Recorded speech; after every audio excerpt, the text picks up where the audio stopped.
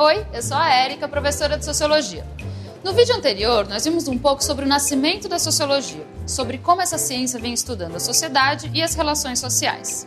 Conhecemos também alguns aspectos do pensamento de Karl Marx. E hoje vamos ver outros dois autores clássicos, Émile Durkheim e Max Weber. Eles estudaram muitos temas, mas nós escolhemos um que é muito familiar para todos nós, o trabalho. Uma linha de montagem precisa de muitas pessoas para que os produtos saiam prontos ao final do processo. Mas nem sempre o trabalho foi organizado desta forma. Antes do sistema capitalista, o trabalho era artesanal. Tudo era criado, planejado e executado pelos trabalhadores. Assim, eles tinham o controle sobre todas as etapas do processo produtivo. Na teoria de Karl Marx, o trabalho aparece como algo muito importante. Ele considerava o trabalho como sendo a transformação da matéria, que por sua vez vai servir para satisfazer as necessidades humanas. Ele dizia que, através do trabalho, o homem atribui forma humana à natureza. Ele coloca um plano na cabeça, ele define um objetivo e adapta os meios a essa finalidade. A abelha supera mais de um arquiteto ao construir sua colmeia. Mas o que distingue o pior arquiteto da melhor abelha é que ele figura na mente sua construção antes de transformá-la em realidade. Aquilo que não existia antes na natureza passa a existir satisfazendo a sua própria necessidade.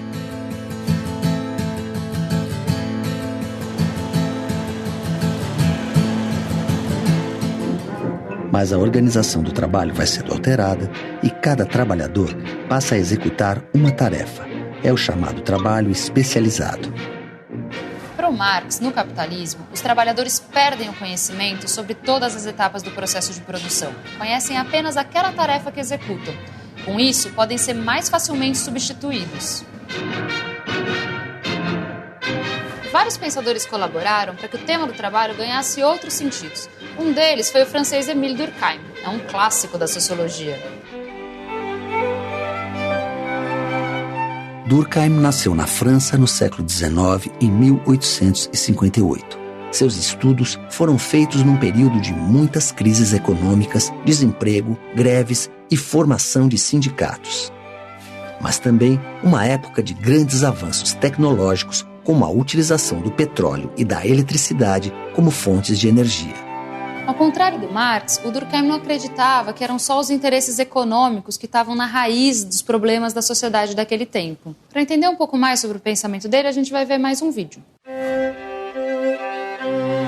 Sem dúvida, há divergências em relação a Durkheim e Marx. Onde o Marx vê mais o conflito direto, Durkheim está pensando condições da própria solidariedade, de que haja, de alguma forma, complementaridade entre trabalho, num certo sentido capital, mas sobretudo entre pessoas que desempenham diferentes funções na sociedade. Isso quer dizer que cada vez mais na sociedade moderna um indivíduo depende do trabalho do outro, sozinho ele não consegue existir. Então, como para além dos conflitos que essa divisão coloca, ela também seria a possibilidade de solidariedade social, de uma moral, de uma ideia de que eu preciso do outro. É claro que se eu não distribuo riqueza, se a desigualdade é muito grande, sem dúvida ele percebe que essa sociedade seria perpassada por revoluções, não se constituiria enquanto tal. Mas a pergunta dele me parece que é sobretudo essa sociedade dividida em funções diversas, ela pode ser sociedade?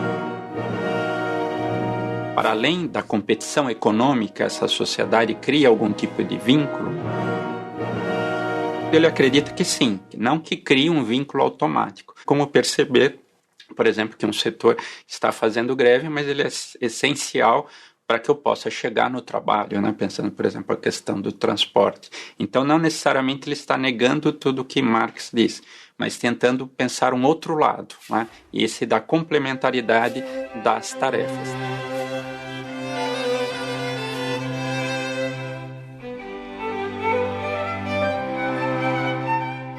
Então, interessante em Durkheim é que ele escreve diversos livros fundamentais ainda para a sociologia, né? É o caso da divisão do trabalho social, que, de certa forma, coloca o objeto da sociologia, como pensado pelo Durkheim naquele momento, as formas de solidariedade social, as formas como os indivíduos, na verdade, se ligam na vida social. Então, como as pessoas se organizam, como elas estabelecem laços para se manterem unidas, para se manterem juntas numa determinada sociedade. As regras do método sociológico é um pouco uma discussão que a sociedade poderia ser vista também de forma objetiva, como as outras ciências analisavam as outras dimensões da vida. Então, que é possível uma ciência da vida social. Como eu faço pesquisa, né, diante de objetos como o crime, como o suicídio, como a violência, ou seja, dimensões da vida social, mas que eu posso trabalhar de modo científico. Então, para o Durkheim, a sociedade alcançaria a harmonia, a coesão social, se a ordem e a moral tivessem garantidas. Para ele, o sistema capitalista não era um problema, ao contrário do que era para o Marx. Para ele, a divisão do trabalho organizava a sociedade e a diferença entre os homens era quase natural. Muito diferente do que pensava Max Weber, que é outro clássico da sociologia. Max Weber nasceu e viveu na Alemanha, um país que demorou um pouco mais para entrar no sistema capitalista. A classe trabalhadora defendia seus direitos políticos e sociais de forma organizada, enquanto a burguesia tentava controlar todo o sistema por meio da burocracia.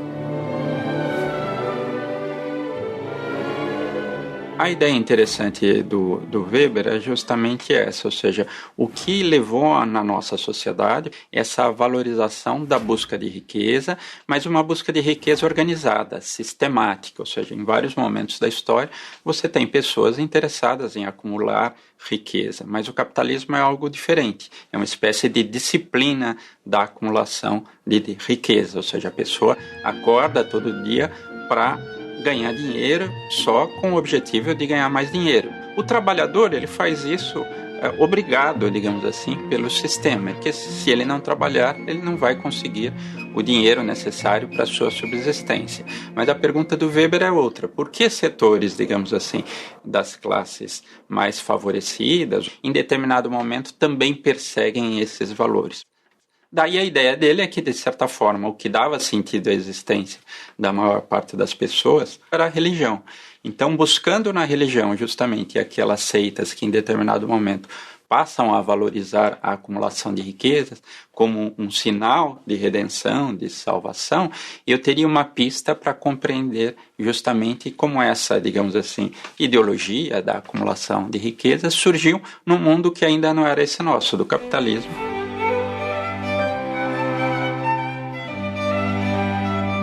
O Weber tem toda uma discussão, por exemplo, num outro livro conhecido, Economia e Sociedade, dos efeitos econômicos das religiões. Ele é um sociólogo importante por estar pensando isso. O mundo da religião, embora as pessoas estejam buscando valores para além desse mundo, na verdade isso causa efeitos econômicos o tempo todo. O ensaio A Ética Protestante e o Espírito do Capitalismo é a pergunta específica como a reforma protestante ajudou a constituir esse mundo nosso da modernidade com essa valorização do trabalho. Esses diferentes autores, sem dúvida com pontos de vista diferentes, tentaram pensar essa nova sociedade, onde sem dúvida o trabalho ganha uma força, ganha uma valorização inédita. Marx, sem dúvida, a ideia de um conflito irreconciliável entre capital e trabalho. Durkheim, sobretudo, da ideia da especialização do trabalho, mas gerando possibilidades de solidariedade. E Weber, sobretudo, pensando os motivos que permitiram que as pessoas, no seu dia a dia, adotassem condutas de valorização do trabalho, mas enquanto trabalho sistemático e acumulação de riquezas. Agora a gente já conheceu um pouco sobre os autores clássicos da sociologia, mas a gente não vai parar por aqui. Ainda temos muito a aprender sobre a sociologia. Até o próximo encontro.